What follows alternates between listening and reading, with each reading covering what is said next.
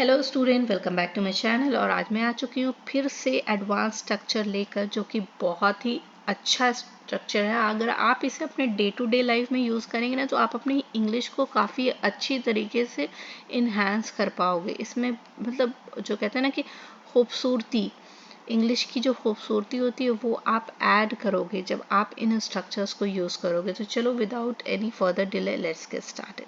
तो आज का जो हमारा पहला स्ट्रक्चर है वो है हार्डली एवर। ओके, तो हार्डली एवर को हम कब यूज़ करते हैं? जब हमें बोलना हो कि शायद ही कभी। ओके, जैसे हम बोलते हैं ना, अरे शायद ही कभी मैं वहाँ जा पाऊँ, या शायद ही कभी मैंने ऐसे किया है, शायद ही कभी ऐसा पॉसिबल है। ओके, तो जब हमें बोलना हो कि शायद ही कभी, तो हम वहाँ पर इस प्यारे से फ्रेज हार्डली एवर को यूज़ कर सकते हैं। Okay, so the phrase hardly ever is used to express that something happens very rarely or almost never, ना के बराबर, शायद ही कभी भाई ऐसा हो सकता है।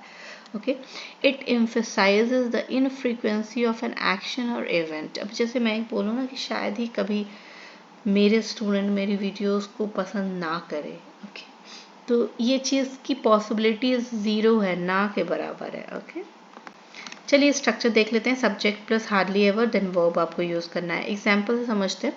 वो शायद ही कभी समय पर आता है। Okay, he hardly ever comes on time, मतलब वो बंदा जो है वो कभी टाइम पर नहीं आता, शायद ही कभी हो गया हो, या फिर ना के बराबर। ओके, सो नेक्स्ट जो हमारा सेंटेंस है, मैं बाहर खाने शायद ही कभी जाता हूँ। I hardly ever go out to eat.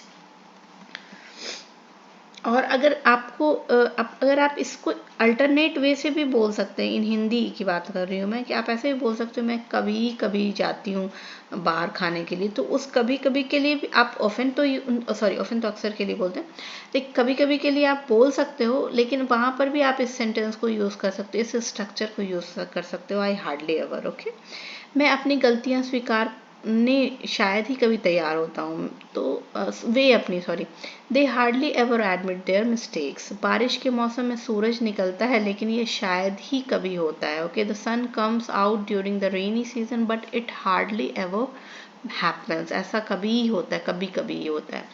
Okay, next जो हमारा स्ट्रक्चर है वो है no matter what. Okay, no matter what का मतलब होता है चाहे जो भी हो, चाहे जो भी हो जाए भाई मैं वहाँ नहीं जाऊँगी। No matter what I will not go there. Okay, तो हम ऐसा सेंटेंस अक्सर बोलते हैं अपने डे टू डे लाइफ में, तो आप इसे यूज़ करें। Okay, so the phrase no matter what is use to emphasize determination, unconditional action और the idea that something will happen regardless of any obstacles और सिचुएशन। सेंटेंस का structure है no matter what, उसके बाद subject और फिर verb, यानी कि जो टेंस के अकॉर्डिंग आप सेंटेंस बना सकते हो। ओके, तो चाहे जो भी हो जाए मैं समय पर पहुंचूंगा। Okay, no matter what I will reach on time. चाहे जो भी हो जाए हमें अपना वादा निभाना चाहिए। No matter what we must keep our promise.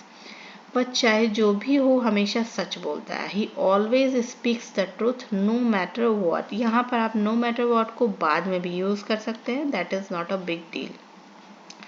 चाहे जो भी हो मुझे यह काम पूरा करना है। No matter what I have to complete this task.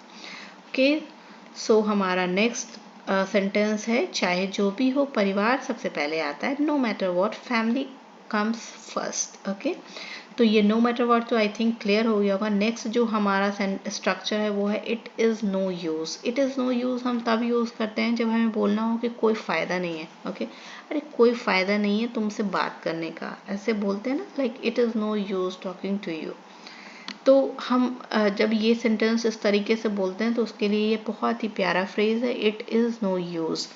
Okay, so it is no use is use to express that something is pointless, बेकार है, व्यर्थ है, इनएफेक्टिव और won't lead to desired result.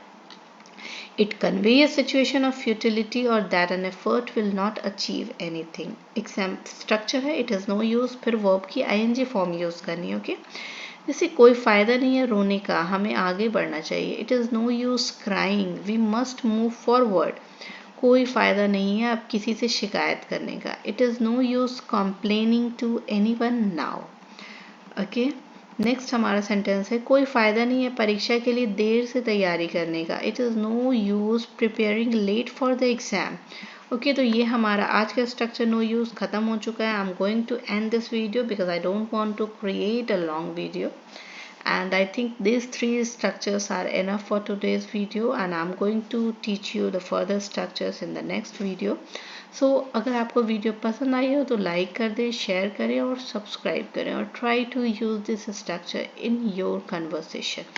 Bye bye, take care.